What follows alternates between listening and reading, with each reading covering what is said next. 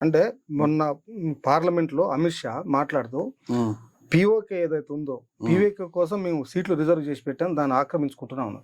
దాని సెంటిమెంట్ దేశంలో ఏమైనా ప్రభావితం చేస్తాం? ఇదంతా బోగస్, ఇదంతా బోగస్. పీఓకి ఆక్యుపై చేసేది లేదు. పోయి మొన్న అదేది ఒకసారి స్ట్రైక్ చేసి వచ్చినారు, సర్జికల్ స్ట్రైక్ చేసి వచ్చినారు. ఏమైంది? ఏం కాదు. ఈ రోజు కూడా నా పోలీసు వాళ్ళని, నలుగురు పోలీసు వాళ్ళని కాల్ చంపినారు, పెట్టుకున్నారు వాళ్ళు. ఆ చైనా వాడు చేసే చొరబాటు చైనా వాడు చేస్తున్నాడు, పాకిస్తాన్ వాడు చేసే దురాఘాతాలు పాకిస్తాన్ వాడు చేస్తున్నాడు. ఈడ మనల్ని జనాన్ని దేశంలో ఉండే జనాన్ని మభ్య పెట్టడానికి మాత్రం అక్కడ ఏదో ఉద్ధరిస్తున్నట్టు, అక్కడంతా ప్రశాంత వాతావరణం వచ్చినట్టు బిల్డప్ ఇస్తా ఉన్నారు. ఇప్పుడు దేశవ్యాప్తంగా గోడి మీడియా ఉంది, చాలా మీడియా సంస్థలను వాళ్ళు ఆధీనంలో పెట్టుకున్నారు, వాళ్ళ నియంతృత్వంలో పెట్టుకున్నారు. కాబట్టి చాలా ఘోరాలు బయటికి రావట్లేదు. కాబట్టి మనకు తెలియట్లేదు మిగతా రాష్ట్రాలకు. జమ్మూ కాశ్మీర్లో ఏం జరుగుతుంది అనేది మనం జమ్మూ కాశ్మీర్కి పోతే కానీ తెలియదు. ఎందుకంటే అక్కడ జరిగే ఏవి సగం కూడా రావు మన దృష్టికి. ఇప్పుడు ఇంతగా నిన్నగాక నిన్ననే అనుకుంటా 87 మంది మణిపూర్ కుకీల సుప్రీంకోర్టు జోక్యం చేసుకొని వాళ్ళ బాడీస్ అప్పచెప్పండి, వాళ్ళకి అంత్యక్రియలు చేయించండి అంటే 87 మంది సామూహికంగా ఒక చోట. ఇజ్రాయెల్లో కూడా అంత దుర్మార్గంగా జరగట్లే. అంత ఇక్కడ జరిగితే ఇంతవరకు దాన్ని ఖండించిన పాపాన పోలే. అంత దుర్మార్గ పార్టీ దీనికి మానవత్వం లేదు. బీజేపీ ఆర్ఎస్ఎస్ వాళ్ళకు మానవత్వం అనేది ఉండదు, మతతత్వం తప్ప మానవత్వం ఉండదు. అంటే మోడీ మాట్లాడుతూ ఇక్కడ ముస్లింలకు ఇతర మైనారిటీస్ కు ఎలాంటి ప్రమాదం లేదు, ప్రశాంతంగా జీవిస్తున్నారు అని చెప్పి మోడీ ఒక స్టేట్మెంట్ ఇచ్చాడు. ఇక్కడ నిజంగా మైనారిటీలకు రాష్ట్రంలో దేశంలో స్వేచ్ఛ ఉందా? ప్రజాస్వామికంగా వాళ్ళు బతికే పరిస్థితిలో ఉందా? ఏదున్నా మన దక్షిణాది రాష్ట్రాల్లో ఉంది తప్ప అంతో ఇంతో వాళ్ళకి స్వేచ్ఛ స్వాతంత్రాలు. ఉత్తర భారతదేశంలో మైనార్టీలకు ఎలాంటి స్వేచ్ఛ స్వాతంత్రాలు లేవు మన దక్షిణ భారతదేశంతో పోలిస్తే. ప్రతిపక్ష పార్టీలు అధికారంలో ఉన్న రాష్ట్రాల్లో మాత్రమే ఇదంతా సాధ్యమవుతున్నది. అవును, బీజేపీ అధికారంలో ఉన్న రాష్ట్రాలలో ఈ రోజు కూడా రోజు దాడులు జరుగుతూ ఉన్నాయి. ఇది గోరక్షకుల పేరుతోటి అనేక మంది ముస్లింల పిల్లల మీద దాడులు, దౌర్జన్యాలు, హత్యలు అనేకం జరుగుతూ ఉన్నాయి. రాజస్థాన్ ఉదాహరణ, ఉత్తరప్రదేశ్ ఉదాహరణ. ఈ దారుణాలను ప్రతిపక్షాలు అధికారంలో ఉన్న చోట మాత్రమే ఈ కంట్రోల్లో ఉంది. బీజేపీ అధికారంలో ఉన్న చోట ఎక్కడ కూడా ముస్లింలకు కానీ, మైనారిటీలకు కానీ, దళితులకు కానీ రక్షణ లేదు. ఖచ్చితంగా ఈ వర్గాలకు వ్యతిరేకమైన పార్టీ ఆ పార్టీ. అవును సార్, అది లేటెస్ట్ ఎగ్జాంపుల్ ఏంటంటే ఇప్పుడు బీజేపీ అధికారంలో ఉన్న చోట ఈ మైనారిటీలు, దళితులు తినే ఆహారం మీద నిషేధం పెడతారు వాళ్ళు.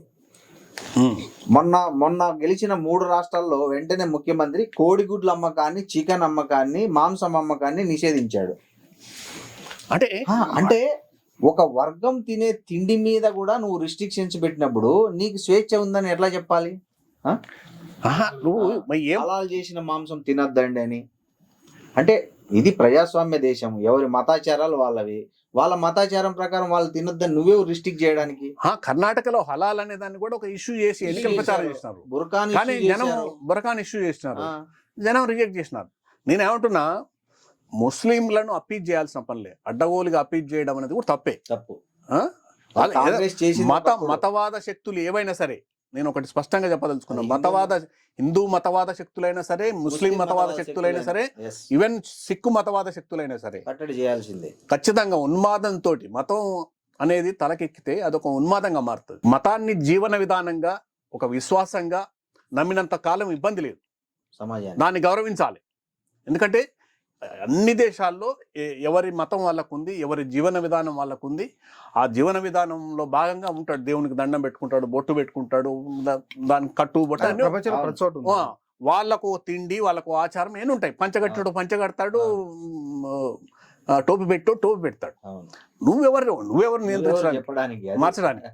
తర్వాత ఇదంతా మానవ నాగరికత కొన్ని వేల సంవత్సరాలు గడిచి వచ్చి ఇవాళ ఈ దశకు చేరుకున్న తర్వాత నువ్వు మళ్ళీ నేను తీసుకెళ్ళి పాత పద్ధతుల్లో, పాత సంప్రదాయాలు, పాత వాటిల్లో నిలబెడతానంటే అది అత్యంత దుర్మార్గమైన ఆలోచన విధానం. అది పరమతస్తులే కాదు, ఆదివాసీలు, గిరిజనులు, కుకీసు ఇట్లాంటి నిమ్న అవును, జాతులు. ఈ మణిపూర్లో జాతుల మీద కూడా అసలు మానభంగం ఎందుకు జరిగితే కనీసం ప్రధానమంత్రి జరుగుతా పోలే ఉంది? దాని మీద, ఎందుకు ఒక రోజు పోలే.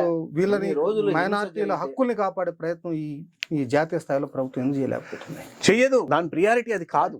ఉమ్. దాని ఓట్ ప్రియారిటీ బ్యాంకే మేము అప్పీజ్మెంట్ కు వ్యతిరేకం Yes. అనే పేరుతోటి ముస్లింలను ఇతర పార్టీలు అప్పీజ్ చేసినాయి, మేము అప్పీజ్మెంట్ కు వ్యతిరేకం అనే పేరుతోటి వాళ్ళు చేస్తున్నారు. కానీ అంతకన్నా దారుణమైన అప్పీజ్మెంట్ బీజేపీ చేస్తున్నది, ఆర్ఎస్ఎస్ చేస్తున్నది.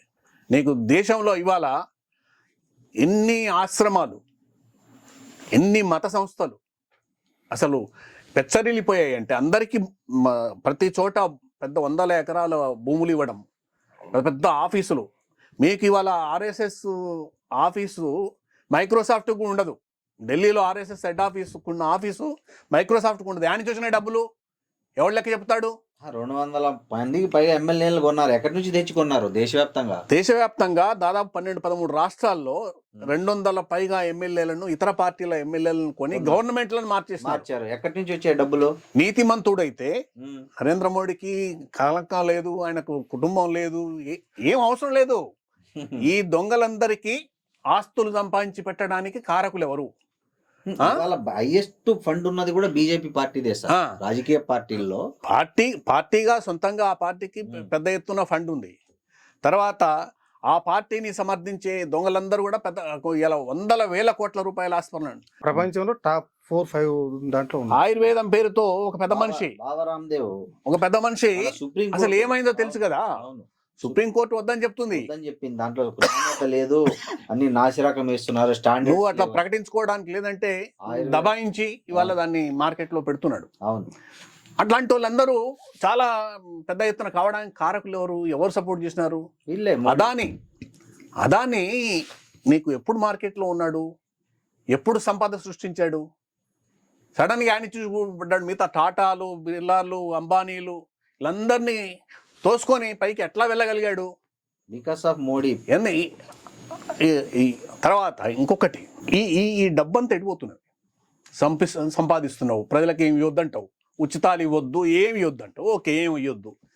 ఏం చేయాలి? డబ్బు ఏం చేయాలంటే పారిశ్రామికవేత్తలకు ఇవ్వాలి, వాళ్ళ ఎగ్గొడితే వెయివ్ ఆఫ్ చేయాలి. 10,30,000 కోట్లు వేవ్ ఆఫ్ చేశారు. వేవ్ ఆఫ్ చేసినారు. వేవ్ ఆఫ్ చేస్తా అంటే కంప్లీట్ వేవ్ ఆఫ్ చేయడం కాదు, అది ఈ బ్యాంకు ఖాతాల్లోంచి తీసేస్తారు. అప్పు కూడా విపరీతంగా పెరిగింది, తీసేస్తారు. దేశం అప్పు తర్వాత సంగతి. ఈ బ్యాంకు ఖాతాల్లోంచి 10,36,000 కోట్ల రూపాయలు తీసి ఎవడికో ఒక తలక మాసడానికి అప్పచెప్పి నువ్వు వసూలు చేసుకోరా అని చెప్తారు. వసూలు చేసి మాకు ఇవ్వాలి అని చెప్తారు. ఎంత వచ్చింది తెలుసా? 1,30,000 కోట్లు. అవును, 10,30,000 కోట్లు అప్పులు ఇస్తే ఆ వసూలు చేసింది 1,30,000 కోట్లు. 10%. అంటే వాళ్ళకైతే నువ్వు ఇంతైనా చేయొచ్చు, కానీ ప్రజలకు లేదు. 3,000 పెన్షన్ ఇస్తే తప్పు, లేదు వాడికి ఎవడన్నా నిరుద్యోగ భృతి ఇస్తే తప్పు, రైతులకు ఎరువులు ఇస్తే తప్పు, ఉచిత కరెంట్ వద్దంటాడు. ఏం వద్దండి? నువ్వు వాడికేమో తక్కువ వడ్డీకి 5% వడ్డీకి రుణాలు ఇస్తారు, 6% వడ్డీకి రుణాలు ఇస్తారు పారిశ్రామికవేత్తలకు. వీటికి రైతుకు మాత్రం ఏమొద్దు. దానికి సగబలికే వర్గాలు కొన్ని డబ్బులు ఎక్కడికి వస్తాయి. అందుకని ఇప్పుడు నీకు ఎట్లా పోయింది? మహారాష్ట్రలో ఎమ్మెల్యేలను కొన్నావు, వాళ్ళు ఒక ప్రత్యేక విమానంలో నుంచి అహ్మదాబాద్ పోవడం ఏంది, అహ్మదాబాద్ నుంచి గౌహతి పోవడం ఏంది, ఈడన్నీ కుదురుకున్నాక తీసుకొచ్చి ఓటింగ్ వేయించడం ఏంది? ఇదంతా ఊరికినే జరుగుతుందా? ఎవరి ప్రమేయం లేకుండా జరుగుతుందా? జరుగుతుంది. ఇది అవినీతి కాదా?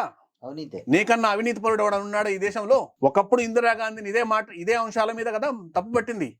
అదే పని మీరు చేసిన తర్వాత మీకు కాంగ్రెస్